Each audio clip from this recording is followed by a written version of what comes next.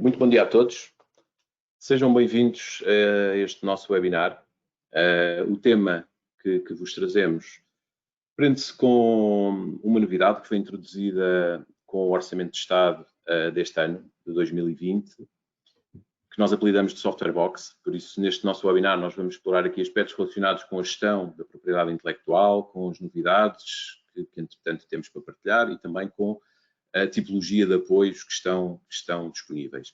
Neste webinar vamos ter a presença de um parceiro nosso, que desde já agradeço também a disponibilidade para estar aqui connosco, da Clark Modé, da pessoa da Adriana Esteves, diretora de consultoria da Clark Modé. E eu começaria por fazer uma breve apresentação da Aiming e também os pontos de agenda que nós nos vamos explorar durante esta sessão. Em termos de quem é a Aiming, nós somos uma empresa de consultoria de origem francesa que nos dedicamos já há mais de 35 anos à área da consultoria associada à performance das empresas. Estamos organizados em 4 grandes áreas: a área dos recursos humanos, da otimização fiscal, das operações e a área de inovação. A área de inovação é onde se enquadra este nosso webinar, relacionado aqui com o tema do Software Box. Em termos de... Estamos a falar do regime de Patent Box aplicado ao software, e a novidade é esta aplicação ao software. Este é o regime do Patent Box, é um regime que foi introduzido em 2014, a quando da revisão do IRC. Nós já na altura, com o âmbito que ele tinha em 2014, enfim, que não tinha este âmbito relacionado com os direitos de autor de software, fizemos uma análise em vários países, ao nível da Europa, e onde comparámos os regimes e digamos, os contornos de cada um deles, e inclusivamente a competitividade. E o nosso regime, em termos de competitividade, digamos, de generosidade, era já na altura um regime bastante interessante. Tinha, se calhar, como digamos, aspecto menos positivo, a questão da abrangência. Digamos que estava circunscrito essencialmente à parte das patentes e dos desenhos e modelos industriais, ficando, digamos, a parte de software, de alguma forma, dos direitos de autor de software, afastada deste regime. Em termos de agenda, passando aqui um pouco pelos vários pontos que nós vamos abordar durante esta sessão, nós vamos ter aqui os 3 primeiros pontos. Vamos ter aqui a Clark Modé a desenvolvê-los. Vamos falar do papel da propriedade intelectual nos processos de inovação, onde nós vamos percorrer um processo de inovação desde a ideia até à sua fase final de introdução no mercado. Vamos falar de estratégias de proteção da propriedade intelectual que, entretanto, seja desenvolvida. E depois vamos nos centrar também aqui num aspecto importante, que é o papel da valorização e da comercialização da propriedade intelectual. Pegando neste ponto, vamos então desenvolver este regime, vamos então perceber este regime assenta essencialmente na componente de comercialização. Vamos perceber em que é que ele assenta e quais é que são os requisitos também que ele tem, para depois explorarmos, ainda durante este ciclo de inovação, começando desde a ideia até à fase final, perceber para cada uma destas fases que tipo de incentivos é que nós temos à nossa disposição, complementarmente a este Software Box que nós vamos desenvolver depois na última fase, quando da comercialização. Vamos traduzir estas questões na prática, vamos procurar, num caso, elucidar, digamos, o próprio processo de inovação e os vários tipos de apoios que estão disponíveis durante estas várias fases, para depois, ainda neste caso, explorarmos em que é que ele se traduz na prática na fase de comercialização. Ficamos depois numa fase de questões, onde nós elencamos algumas questões que vamos tendo por parte dos nossos clientes e por parte das empresas com quem vamos falando deste tema, que nós vamos procurar também aqui responder no ponto 6, no ponto 7 da agenda, e ficamos também à vossa disposição através do chat, e já agora peço a vossa atenção aqui para o canto superior direito, numa setinha vermelha, que se carregarem vão abrir. Existe uma pasta que dá acesso ao chat, onde poderão introduzir novas questões que nós procuraremos responder ainda durante este webinar. Não tomando muito mais tempo, passaria então a palavra à Adriana Esteves, que vai se encarregar aqui dos 3 primeiros pontos da agenda. Obrigada, Nuno, e bom dia a todos que participam neste webinar. Então, o meu papel é um pouco apresentar e evidenciar as razões pelas quais a propriedade intelectual é importante no âmbito dos processos de inovação. A razão pela qual uma entidade avança num projeto de ID e avança num processo de inovação tem fundamentalmente duas razões. Tem uma razão económica e esta está relacionada com a tentativa de manter a sua competitividade no mercado, criando soluções novas e soluções inovadoras que possam dar-lhe uma vantagem relativamente à concorrência. Mas também razões tecnológicas, ou seja, quando é identificada uma carência ou uma necessidade no mercado e, portanto, a entidade investe em projetos de ID para desenvolver resposta a essa necessidade através de soluções inovadoras. A questão neste processo é que qualquer entidade que avance num processo de inovação acaba por ter há um investimento de recursos e monetário também no desenvolvimento destas atividades e, portanto, é importante vir depois ter retorno sobre esse investimento através da entrada das suas soluções no mercado. E a entrada sem que haja uma cópia ou sem que terceiros possam usufruir daquele desenvolvimento tecnológico sem a sua autorização. E a proteção dos direitos de propriedade intelectual vem garantir, efetivamente, à entidade criadora de soluções tecnológicas e criadora de ID, a garantia que nenhum terceiro pode copiar ou pode usufruir daquela tecnologia sem a sua autorização, pois os direitos de PI são concedidos através da propriedade intelectual e do sistema da propriedade intelectual. Portanto, se nós estivermos a falar de um processo de inovação, nós podemos identificar as 4 principais fases desse projeto, desse processo de inovação e que estão aqui representadas como a fase de criação, desenvolvimento, depois uma fase muito importante de proteção dos resultados desse projeto de ID e, portanto, dos resultados de propriedade intelectual desenvolvidos. Depois uma fase da sua valorização e comercialização, em que estas duas são fundamentais para que a entidade possa ter o retorno do investimento em ID que teve no início do processo.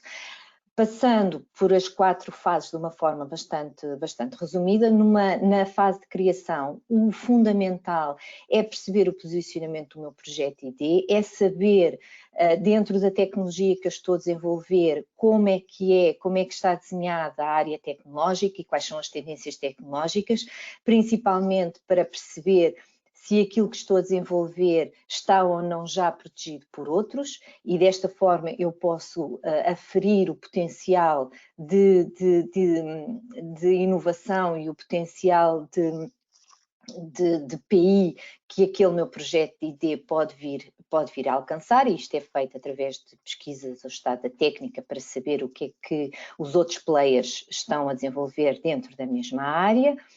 Depois, se efetivamente eu acho que o meu projeto tem potencial a nível de ID, a nível de proteção de PI, então eu avanço para a fase de proteção. E nesta fase, o que é importante? Se eu quero evitar que terceiros copiem ou possam usufruir da tecnologia que eu estou a desenvolver, o que eu pretendo é encontrar as modalidades que melhor protegem os resultados que eu estou a conseguir e, portanto, a tecnologia que eu estou a desenvolver. E nesse âmbito eu tenho diferentes modalidades de PI que eu posso utilizar, eu tenho as patentes, as marcas, os desenhos, o segredo comercial e também os direitos de autor e, portanto, eu, dependendo das características daquilo que estou a desenvolver e do meu projeto de ID, eu deverei selecionar as modalidades que melhor vão proteger os resultados que eu estou a conseguir. No caso específico de software e ao fim e ao cabo trazendo um bocadinho para esta temática e para aquilo que é este género de investigação e desenvolvimento tecnológico. Nós temos as patentes, em que neste momento já existe uma vertente específica para software, que são as invenções implementadas por computador e que é bastante eficiente e cada vez mais responde à proteção e às necessidades de proteção de programas de computador, software, etc. Tem requisitos que é necessário serem considerados, mas de qualquer maneira é um tipo de proteção específico para programas de software. Temos também o segredo comercial, que também deverá ser equacionado e deverá ser pensado se é adequado, sendo que aqui o único requisito é que efetivamente aquilo que eu estou a desenvolver tem que ser mantido confidencial e, portanto, todo o desenvolvimento do meu plano de negócio tem que ter esta noção, ou seja, se eu vou proteger por segredo comercial, então eu tenho que garantir a confidencialidade da minha solução, e isto por vezes não é possível, portanto é preciso, mas deverá ser equacionado, e obviamente por direitos de autor, que é ao fim e ao cabo a modalidade que tem sido desde sempre mais utilizada quando falamos de programas de software. De qualquer forma, todas estas modalidades, elas não são exclusivas, ou seja, eu posso ter uma proteção de vários tipos, de várias modalidades para a tecnologia que eu estou a desenvolver. Eu posso tê-la protegida por segredo comercial e por patente, em que uma parte é segredo e eu vou manter em segredo e outra parte é aquilo que eu vou fazer o disclosure e que eu protejo com patente de invenção, porque isso é a forma mais efetiva de proteger quando eu entro no mercado e quando divulgo a minha solução inovadora. Portanto, tendo definida a estratégia de proteção, eu depois passo para a fase da valorização. Na fase da valorização, o que é necessário, o que é importante, é eu perceber, agora que já tenho o meu projeto de ID muito mais estruturado e eu sei exatamente o potencial e já tenho os resultados do desenvolvimento que eu efetuei protegidos por ID, então eu tenho que estabelecer comparações relativamente às soluções que existem no mercado. Eu tenho que analisar o mercado e os segmentos de mercado onde pretendo entrar e eu tenho que criar, ao fim e ao cabo, identificar as vantagens competitivas e identificar também os principais players de mercado, porque eles poderão ser no futuro os meus parceiros e serão também os meus concorrentes. Portanto, eu tenho que fazer uma análise muito detalhada, comparativa entre aquilo que eu desenvolvi e as soluções existentes no mercado e nos segmentos de mercado-alvo onde eu vou entrar, e também ter uma caracterização muito detalhada desse mercado tecnológico. Nesta fase, depois passarei para a última, da comercialização, em que aqui eu já tenho a minha proposta de valor, ou seja, eu sei exatamente qual é o objetivo para o qual eu desenvolvi aquela minha solução inovadora. Eu já tenho identificado os players e já tenho identificado o mercado e barreiras de mercado de entrada, etc. E, portanto, eu aqui tenho que criar os meus modelos de comercialização. E esses modelos podem ser ou entrada direta no mercado, porque eu entro no mercado com o meu produto e entro diretamente a vender a minha solução e a comercializar a minha solução, mas pode também ser através de uma comercialização indireta em que eu estabeleço parcerias com outras entidades que estão também no mercado e que exploram outros mercados, inclusivamente, aos quais eu poderei não ter acesso pela minha dimensão, pela fase de desenvolvimento em que estou, eu posso não ter acesso a esses mercados, mas através de transferência de tecnologia eu posso chegar a esses mercados através de parceiros de comercialização.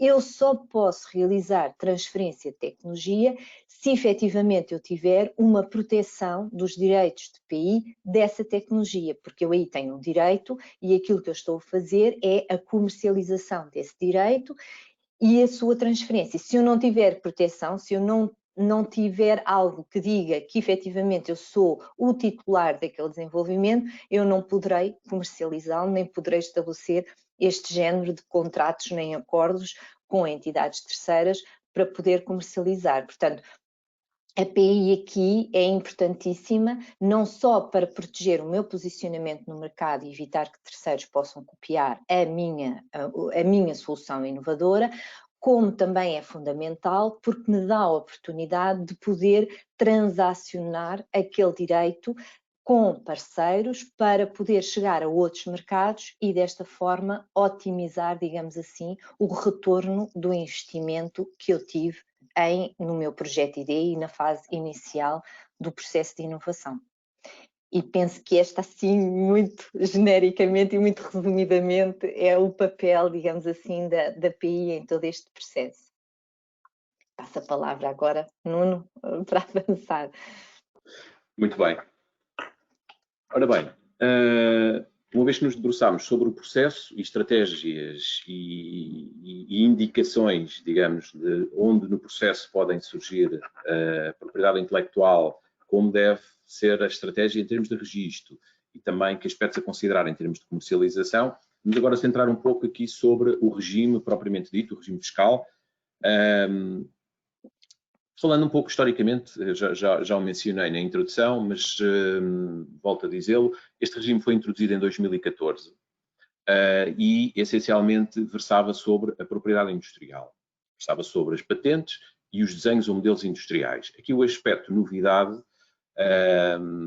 para 2020 foi o alargamento deste âmbito à componente dos direitos de autor de software. Estamos a falar dos direitos associados aos programas de computador. Em que é que este regime, e chamo-lhe regime, não lhe chamo benefício, por uma razão, porque ele está enquadrado em sede de código do IRC, não é? Em que é que este regime se caracteriza? Basicamente, ele incide sobre os contratos de cessão ou de utilização temporária deste tipo de direitos que nós estamos a falar, registados. E este é um aspecto importante porque esta configuração do registados não existia desde o princípio. Foi algo que foi depois, entretanto, introduzido no regime. Este regime começou em 2014, tendo tido uma revisão em 2016, digamos, quando teve aqui esta afinação do ponto de vista deste requisito do registro. Em que é que ele se traduz, em termos práticos? Traduz-se numa tributação a metade, em sede de IRC, destes rendimentos. Estamos a falar de metade destes rendimentos ficam não sujeitos, conforme nós queiramos ver o tema, ou são tributados apenas 50%, ou 50% não são tributados, ficam não sujeitos. Importante também referir este aspecto, que é, este regime aplica-se não só digamos, aos contratos de utilização destes direitos, mas também aos rendimentos que eventualmente venham a existir da violação destes direitos. É um aspecto importante também aqui a referir. Seguidamente, gostaria de falar aqui de alguns conceitos do regime e também de algumas limitações. Quando nós falamos de rendimentos, tal como é definido no regime, estamos a falar essencialmente da diferença entre aquilo que sejam os meus rendimentos ou ganhos que eu tenha com essa propriedade intelectual registada, a diferença entre estes rendimentos e os custos ou perdas em que eu tenho incorrido nas atividades de investigação e desenvolvimento diretamente imputáveis ao desenvolvimento do objeto em causa. Por isso estamos a falar, em termos mais correntes, de uma conta de exploração que eu tenho que ter em relação à propriedade intelectual. E este é um apuramento que eu tenho que fazer e é também algo que, do ponto de vista de requisitos, que tenho que ter evidenciado na minha contabilidade. Isto é, a minha contabilidade tem que ter a conta de exploração daquela propriedade intelectual.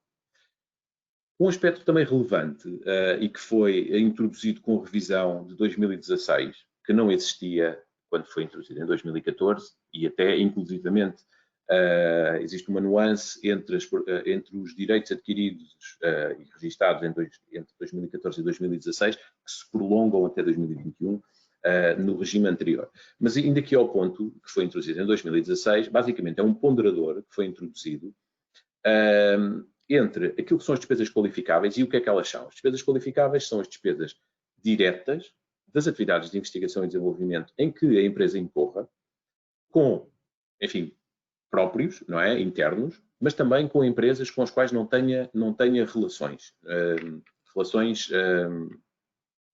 ou de participações, não tenha relações especiais, tal como definido no código do IRC. Por isso, estas despesas qualificáveis, digamos, são expurgadas todas as despesas que eu tenha com empresas com as quais tenha relações especiais. E no denominador desta divisão, tenho então as despesas totais. O que é que eu retiro daqui? Eu tenho um limite máximo que eu vou poder deduzir, que é obtido entre as minhas despesas internas e as despesas de subcontratação que eu faço de atividades de ID com empresas com as quais eu não tenho relação sobre a totalidade dos custos do projeto. Por isso eu acabo por ser premiado. Quanto mais custos eu tenho internamente e quanto menos custos eu tenha com empresas com as quais eu tenho relações, mais eu consigo otimizar este limite máximo. Este é um aspecto importante e é um aspecto que nós vamos também explorar no caso que vos trazemos. Depois, existe uma majoração das despesas qualificáveis, tendo como limite as despesas totais, também um aspecto relevante, e existem limitações quando existem as tais relações especiais ou quando as empresas estão integradas no regime especial de tributação de grupos de sociedades, que é um aspecto também importante. Depois, existem limitações em relação à residência fiscal, digamos, do cedente, isto é, não estar, peço desculpa, do cessionário, isto é, não estar residente num país onde tenha um regime claramente mais favorável, conforme definido em portaria, e também existe um requisito ao nível digamos, da natureza da atividade do cessionário, isto é, o cessionário, isto é, quem recebe a propriedade intelectual, tem que ter uma atividade de natureza comercial, industrial ou agrícola. Em termos digamos, de requisitos, são estes os contornos deste regime. Seguidamente, eu vou passar a palavra ao meu colega Pedro Ferreira e, seguindo mais uma vez a lógica do ciclo de inovação, para explorarmos aqui alguns aspectos que vão desde aspectos em termos de incentivos, quer numa vertente fiscal, quer numa vertente financeira, e na vertente financeira estamos a falar não só relativo ao ainda vivo e renascido Portugal 2020, mas também ao vindouro Portugal 2030, os vários tipos de incentivos financeiros disponíveis ao longo digamos, do ciclo de vida da inovação e também acompanhando pelos respectivos incentivos fiscais, também acompanhando este ciclo. Pedro. Muito obrigado, Nuno. Bom dia a todos.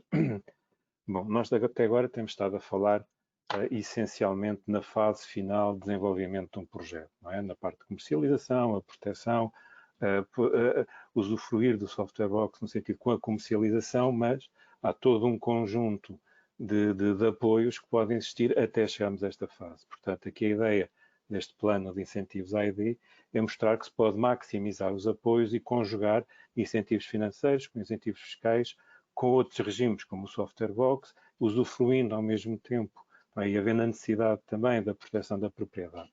Na prática, então, o que é que temos? E como eu não disse, baseando-nos ainda na linguagem do Portugal 2020, que ainda, enfim, supostamente vai acabar agora, vai haver um prolongamento, há uma reprogramação, mas a ideia que existe em termos de Portugal 2020 não é estranha aos outros quadros anteriores e o próximo quadro será em todo semelhante a estes pontos. Com isto, então, começando aqui para a questão dos incentivos financeiros e olhando para o que é um desenvolvimento típico de um projeto, não é? Começamos com uma ideia, há um desenvolvimento dessa ideia, prototipagem, testes e a comercialização. Ora bem, em vários destes pontos existem a possibilidade de haver candidaturas, de haver apoios, de haver incentivos, tanto financeiros como fiscais. Ora bem, começando logo no início, nós temos a ideia e queremos desenvolver um projeto. Poderá haver candidaturas que permitem apoiar aquilo que vai ser desenvolvido. Portanto, é algo que será feito no futuro. E, ao mesmo tempo, também poderemos aumentar a nossa equipa de investigação e desenvolvimento ou mesmo criar essa equipa de investigação e desenvolvimento através da criação de núcleos de ID. Por outro lado, poderá haver, não havendo esta questão do projeto, que nós chamamos de projeto de empresas, não havendo isto, poderá uma empresa socorrer-se diretamente de uma universidade, por exemplo, para ajudar numa tarefa específica de um desenvolvimento, com o Vale-ID. Ou, mais tarde, e já existiu pouco, mas existiu, candidaturas ligadas à proteção da propriedade intelectual ou industrial. Por fim, depois temos o projeto desenvolvido, depois temos um protótipo, poderemos demonstrá-lo no mercado. Existe uma tipologia de candidaturas, de projetos demonstradores, em que permite pegar no desenvolvimento que já foi feito e demonstrar ao mercado como é algo que existe, que funciona e que, a partir daí, podemos passar para a sua comercialização. Paralelamente, existem incentivos fiscais e estes incentivos fiscais vão incidir sobre o mesmo projeto também, mas em fases diferentes.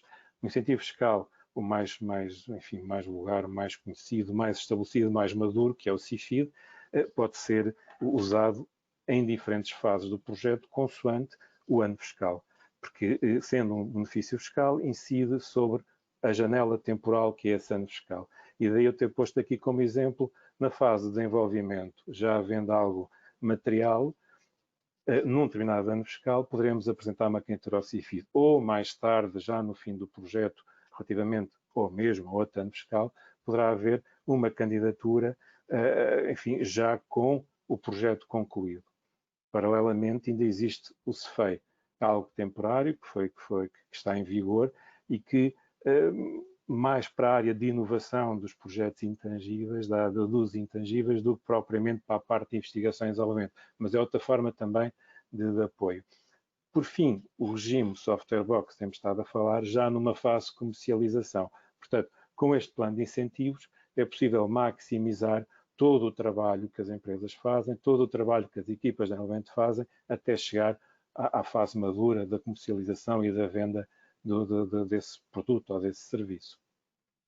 Nós, para demonstrar esta parte aqui, criámos um caso prático de uma empresa fictícia, que é a Alsoft, e esta empresa decidiu candidatar-se ao Portugal 2020 na modalidade de projetos ID individuais, ou seja, ela é a promotora e única beneficiária desse desenvolvimento, é uma PME e uma duração de um projeto prevista, máxima também, de 24 meses.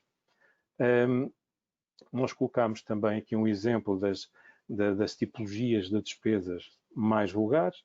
Então, a equipa de projeto, e aqui a equipa de projeto é o custo das horas de quem está a trabalhar no desenvolvimento do projeto, uma subcontratação de uma universidade, que é algo que valoriza sempre o projeto, licenças necessárias para o desenvolvimento do projeto, toque e rock, outra despesa que aparece sempre, que é necessária a certificação depois das despesas e do processo de acompanhamento e execução do projeto, promoção e divulgação dentro de certos limites e certos parâmetros, é possível também colocar numa candidatura de investigação e desenvolvimento, e por fim os custos indiretos.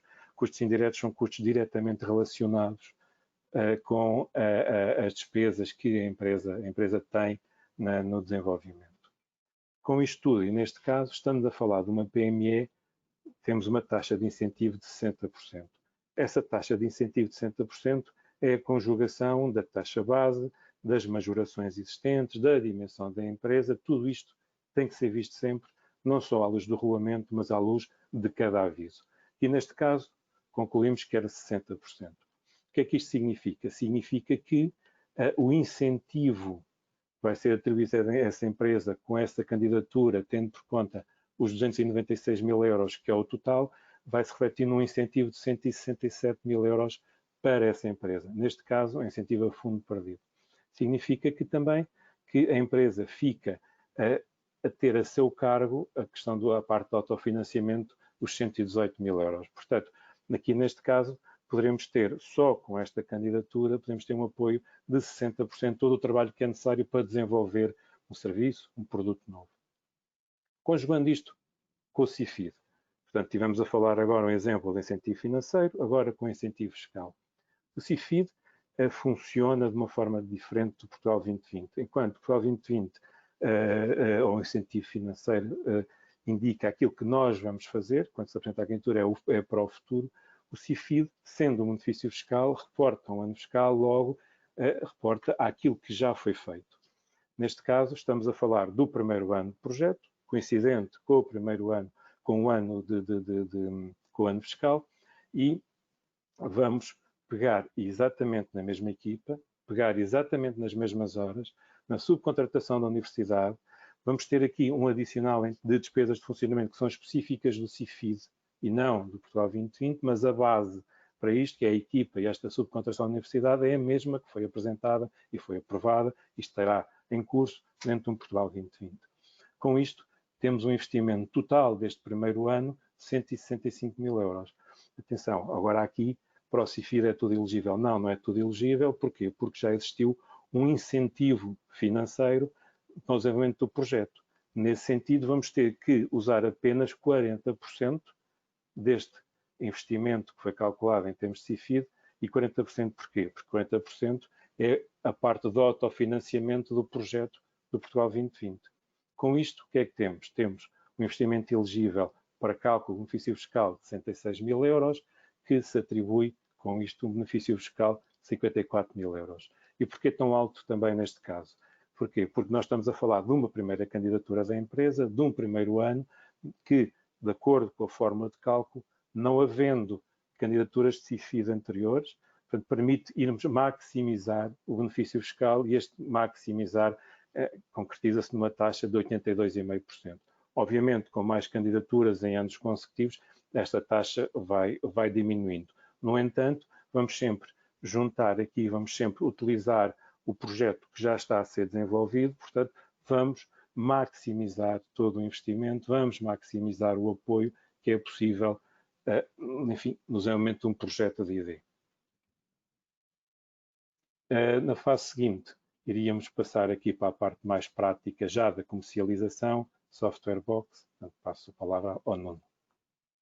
Muito bem. Então, seguindo aqui o ciclo de vida e enquadrado neste percurso que a Allsoft tem vindo a fazer e do projeto de ID que desenvolveu, saiu a tal Platsoft, a sua plataforma, que, entretanto, registou, foi registada e sob a qual começou a comercialização. Isto é, registou e começou a ter receitas deste desenvolvimento.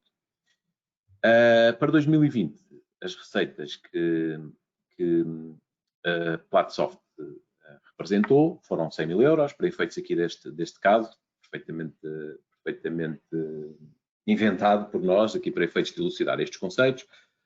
Teve como custos diretos de ID 40 mil euros, e aqui estes custos diretos de ID, tal como o regime também o prevê, à luz da tipologia de custos definida no CFI, em concreto no que diz respeito no CFI, vou traduzir aqui por miúdos, o Código Fiscal de Investimento na componente do CIFID, define o que é que são os custos diretos, por isso teve 40 mil euros de custos de ID diretos, internos, e teve uma subcontratação também de uma empresa pertencente ao grupo de 10 mil euros. Por isso nós estamos a falar aqui neste caso de uma totalidade de custos totais diretos de 50 mil euros.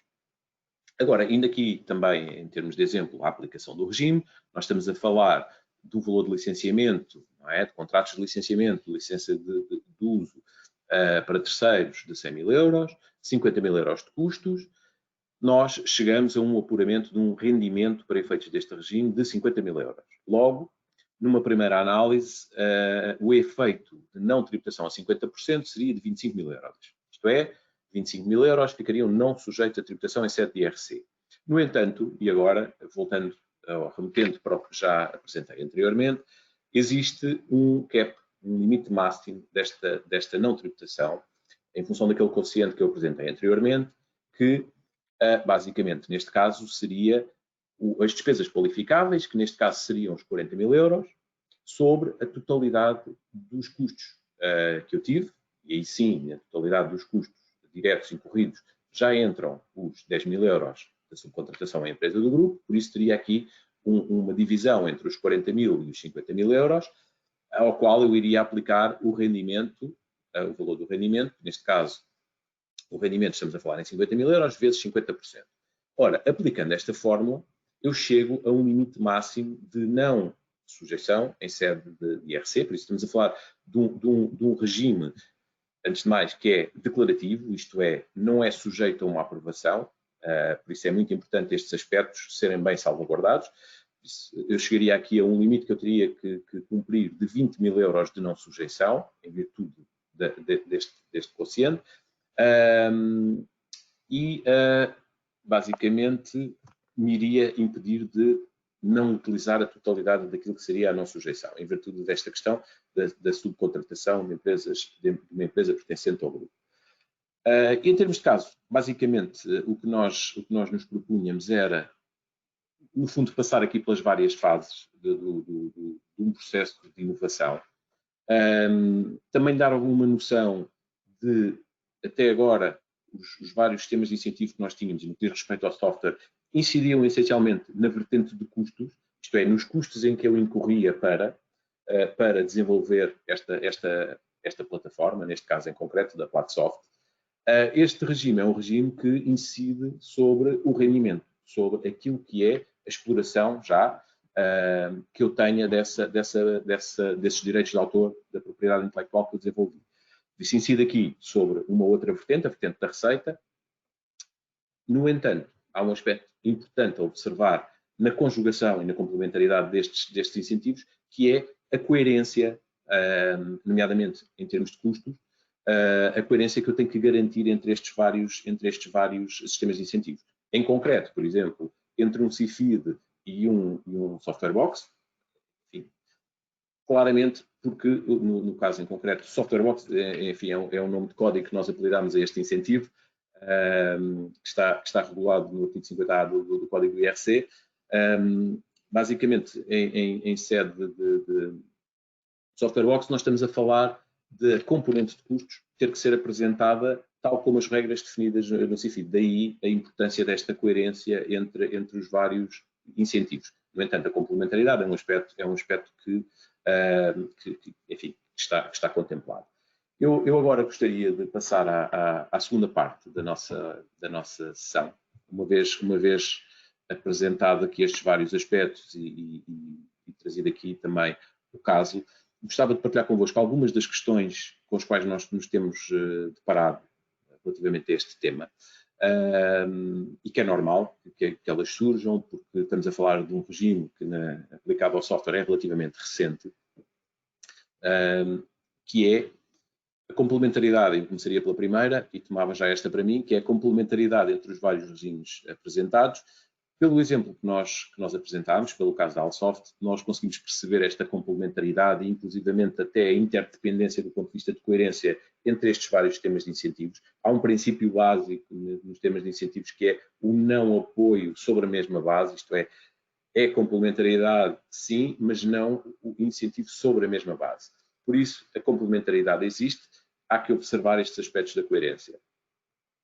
Existe aqui um outro ponto bastante importante, uma outra questão bastante importante, que tem a ver com, no fundo, onde é que o registro deverá ser feito, o registro desta propriedade intelectual deverá ser feito para que seja elegível. A este respeito, a lei não define onde ele deverá ser feito. Nós em Portugal não temos basicamente temos aí o IGAC, onde são registados os direitos de autor relativamente ao software, temos o INPI, onde poderá também ser registado o software nesta vertente mais de invenção, e temos o próprio depósito que muitas empresas fazem do seu software junto da Asoft. Ora bem, todos eles, à partida, poderão ser uma base de trabalho, e nós, na relação, também partilho convosco, na relação que temos com a AT, e enfim, nos esclarecimentos que temos tido com a AT relativamente a este assunto, a resposta que tivemos foi no sentido de concretizar a questão, isto é, não tivemos uma resposta taxativa dizendo que o registro terá que ser feito no INPI para que cumpra a elegibilidade em sede de software box. Não tivemos essa resposta. O que nós tivemos perante a AT foi, perante uma situação concreta, apresentada a pronúncia deles relativamente à elegibilidade ou não. Isto é um aspecto importante e em sede de pedido de informação vinculativo, este será, tal como foi sugerido pela AT, este deverá ser um aspecto a observar, não é? A fazer um pedido de informação vinculativo na situação em concreto da empresa, neste caso da Allsoft, perante o registro que esta terá feito, se é ou não enquadrável para efeitos deste regime. Eu agora desafiaria o meu colega Pedro Ferreira aqui para a terceira questão, que é sempre também uma questão bastante relevante e bastante recorrente nestes temas, mas afinal de contas, que características deverá ter o meu projeto para ter um enquadramento em sede de projeto de investigação e desenvolvimento? Bom, de acordo com a definição, uma atividade de investigação e desenvolvimento são atividades que envolvem trabalhos experimentais e teóricos ou teóricos, com vista à obtenção de novos conhecimentos e que, enfim, que possuam um grau de novidade apreciável, resumidamente. Na prática, o que é um projeto de ID? É um projeto onde promova que exista um avanço ao estado da arte, é um projeto que existe um grau de dificuldade assinalável exatamente porque se está a criar um avanço ao estado da arte, é um avanço onde há um conjunto de incertezas, de problemas, que não se sabe qual é que vai ser o resultado sem exatamente trabalhar neles, sem os desenvolver, sem essas atividades de investigação e desenvolvimento. Bem, isto, resumidamente, pode-se dizer que é um projeto de ID.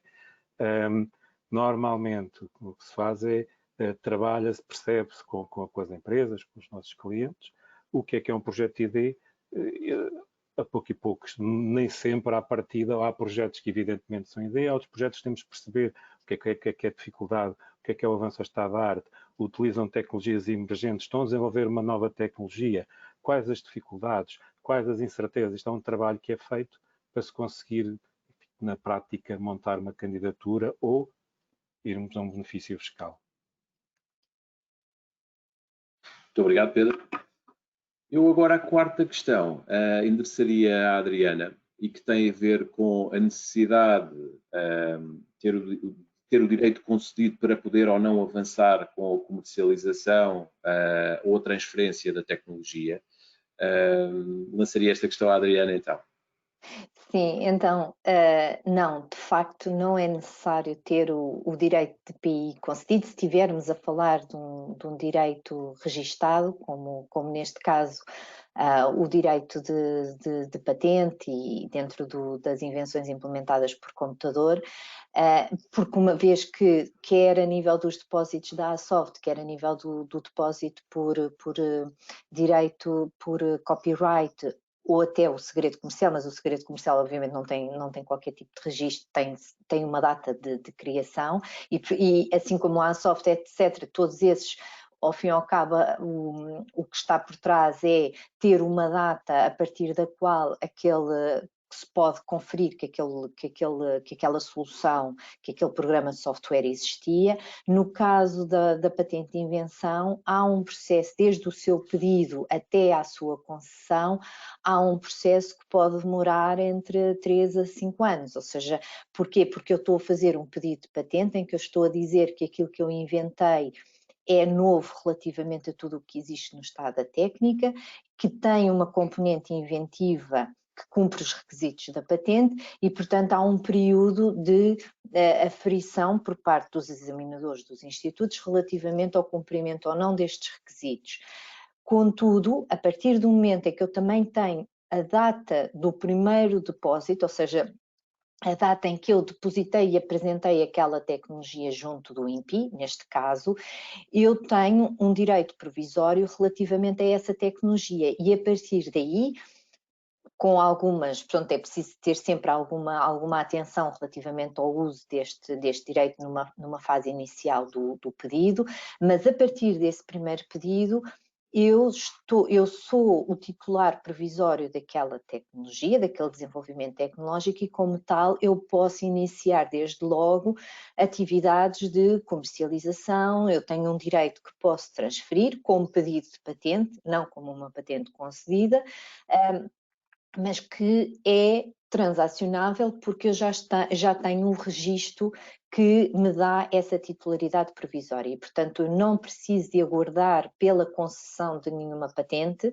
para poder avançar com a comercialização ou com processos de transferência de tecnologia com parceiros que eu identifico como interessantes e relevantes para entradas em outros mercados onde eu não posso atuar diretamente. Muito obrigado, Adriana. Muito bem. Cabe-me a mim, então, fazer aqui digamos, o encerramento deste nosso webinar, não sem antes alertar aqui para uma questão que me parece relevante. Estamos a falar de um regime fiscal que se vai materializar tipicamente em maio, se não tivermos atrasos, se não tivermos situações como a que vivemos este ano em 2020. Estamos a falar da materialização em maio, mas também o que nós procuramos evidenciar com este webinar é que é um regime que implica que o dossiê, digamos assim, seja trabalhado o mais rapidamente possível. Porquê? Porque implica aspectos como sejam a questão relacionada com o registro, aspectos relacionados com a própria organização dos registros contabilísticos, para responder ao requisito digamos, da conta de exploração, como eu lhe chamei, orientada à propriedade intelectual.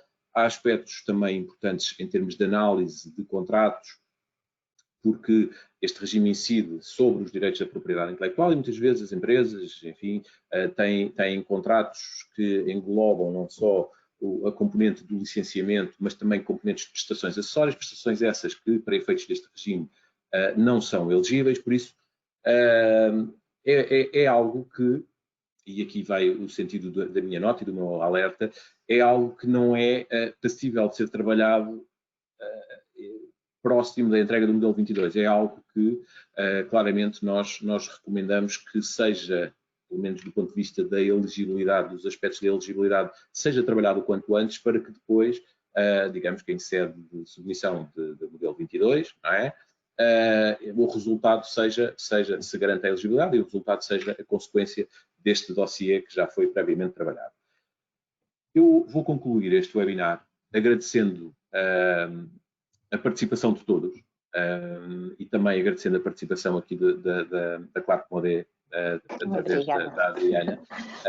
Esperemos que tenha sido esclarecedor e que tenha sido do interesse de todos. Reitero aqui a nossa disponibilidade total para algumas questões que eventualmente existam e que não estejam refletidas nas que nós apresentamos, que poderão ser endereçadas, que nós teremos todo o gosto em responder. E um bom dia a todos. Muito obrigado pela participação e até o próximo webinar. Bom dia. Obrigada a todos. Bom dia.